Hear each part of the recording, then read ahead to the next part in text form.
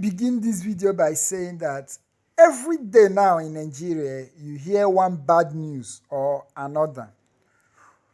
Breaking: over 3,000 Lagos community residents in distress, rendered homeless as government officials, policemen, demolishes, set fire to buildings.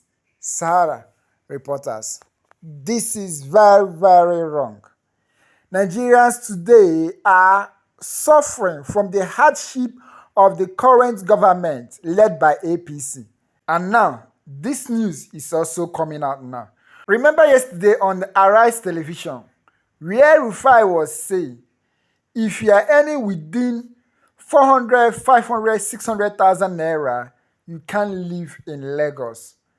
Now, 3,000 Lagosians have been rendered hopeless. Which way? Nigerians. All right, guys. Now, protests erupt in Lagos State today as they are making demand. That President Bola Ahmed Tinubu should come to their rescue. People are hungry. People can no longer pay school fees. People can no longer feed their families. People can no longer do the common thing that they're supposed to do. In fact, a man was saying that he can no longer even provide for his family. This is very touching. Guys, watch this video before we dive into the protests that happened today. Good morning. Please go ahead. Yeah. Thanks for your good work. Thank you very much. Yeah, it's unfortunate that we are in a total mess in Nigeria. There's nothing that is working, and it seems the government have no solution, or rather the government felt the masses can go to hell. And from the look of things, even if the whole refineries are working in Nigeria, I don't think anything good will come out of it. Because from the policies that have been played with the Dangote issue, you can understand that there's nothing, the government does not wish the Nigerians good. You are telling us the economy is improving. What is improving? When you go to a bag of rice, it's now 90,000. There's nothing that is improving. Anytime you go to the market, you see something different. In fact, as long as you go to the market, morning, afternoon, evening, you see changes, and a very negative change. And they come out every day to read kind of economic statistics to us that we don't really understand. The government should wake up and look at the masses. They should have mercy. They should have this empathy for the masses. We are dying. Children cannot go to school. And in fact, as at Sunday, I was calculating how much my children would spend going to school, just transportation to school, and I discovered that they will not spend less than 15,000 weekly going to school if I'm not going with my car. I spent 38,000 in 5 days just to buy fuel, just to fuel myself to my house to the office. So you can imagine 38. How much am I earning? This is a government that is ready to just pay 70,000. That is not even, it's nowhere to be found up to this moment. They come out every time to tell us the economy is improving. What's improving? Is it when we die and nothing, the masses die, then the government will now know that nothing is happening? They should face the reality. They should come out, they should have empathy for us. All right. Thank you so much. We are dying. Nothing is working. There's nothing that is working.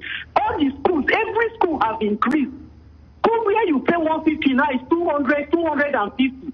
And they are telling us talking of out of school children. How do you take children to school when you cannot even pay? Things are really not working here in Nigeria. People are dying. People can no longer send their children to school. Watch the protest in Lagos. For this country. Now, for this for alone, they can't carry out another research. Between January last year to September last year, just for 9 months, they called this school again, cheated us with what? 14 billion.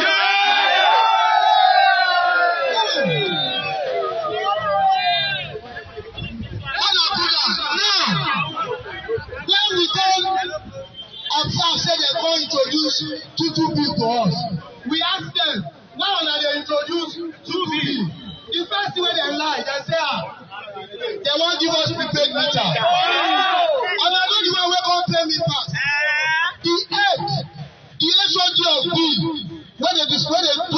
from Marina. He come our own community after we wrote a press statement condemning the introduction of multiple bills without an official statement for them.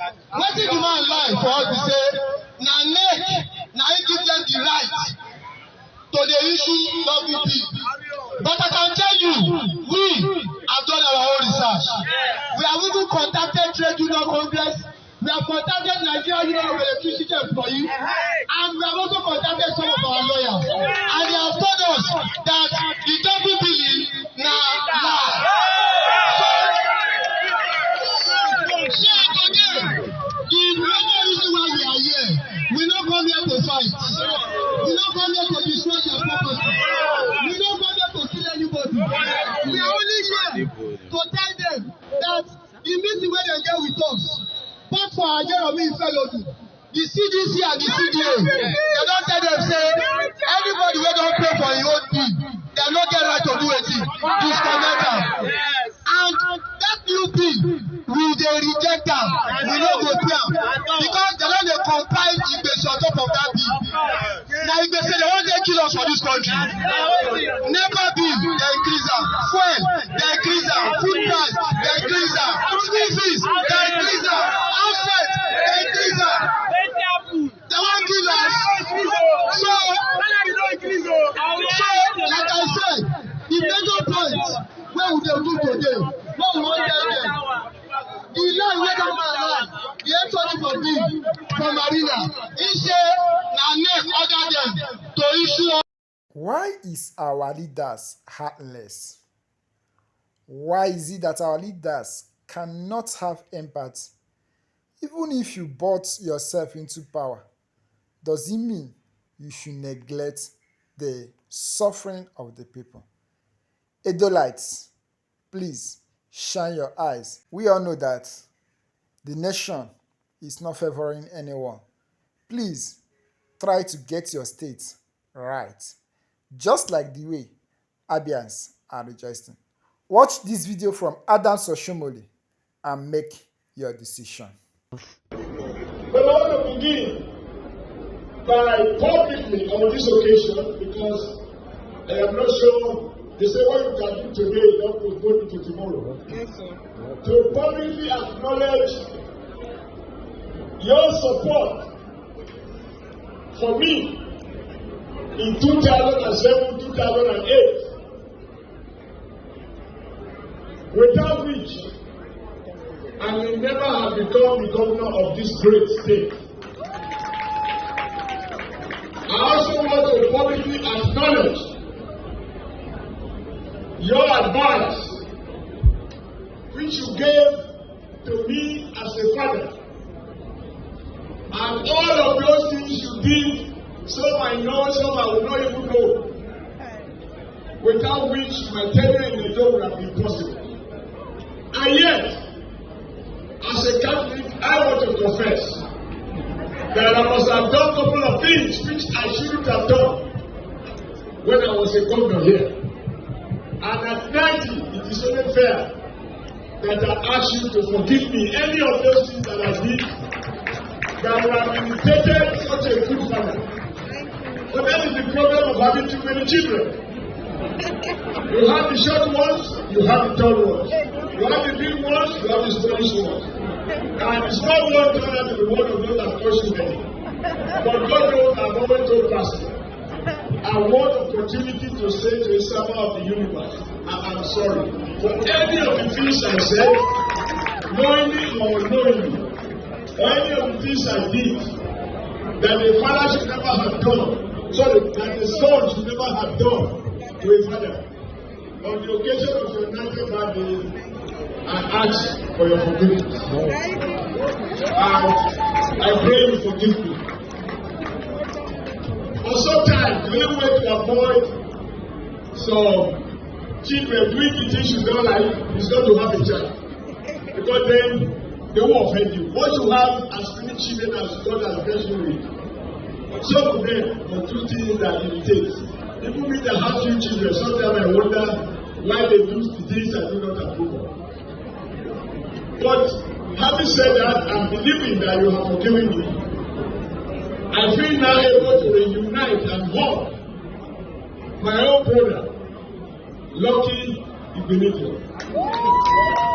Mr. Man, when I say I'm truly sorry, I want you to understand the depth of the love that you and your children showed to me before. And your son, Lucky, has shown me so much love. I can go on and on and on. I'm sure more people are waiting for this confession. But as a Catholic, I am only allowed to confess to a priest. But when you are in the spirit, it's better I confess it because everybody here is not a Catholic. So, Isama, I thank you for what God has used you to do for our great state. When I was much younger in Kaduna, that you have friends and communities all around the world. I attended a party in South Africa, and you were the subject of celebration and some other places. At 90, I'm sure every one of us here, we are praying that we get to 90, we will be as strong. So one of the problems of aging is that you begin to lose some of your friends. Life is like a tree. As it grows old, some of the leaves begin to drop. For your own case, as you can see here, as you grow old, the leaves are getting stronger and more greenish, which is why I believe the prayers of all of us is that you not only attain 90, that we too, we also have more years to our life to be able to attend your 100th birthday. As I drive into this community today, I can also see that you deserve an award by people who believe in this struggle for green. Pastor, you have to help me with the word. You know, many people fell trees, and they have to be educated on the need to plant trees. Now, I drove in here to see a green world within a city, within the Asian city of Benin. Even that makes statements about your next tomorrow vision. Because at the time you are planting this tree, the world was not yet worried about so-called dramatic change. I can go on and on and on, at least to earn my champagne that's already on my table. But just to say once again, I apologize if I have never caused you a sleepless night. And as you remember what my father told me, that an elder can never wrong a junior. And if I had followed, remember that, I would say or do anything that might have irritated you.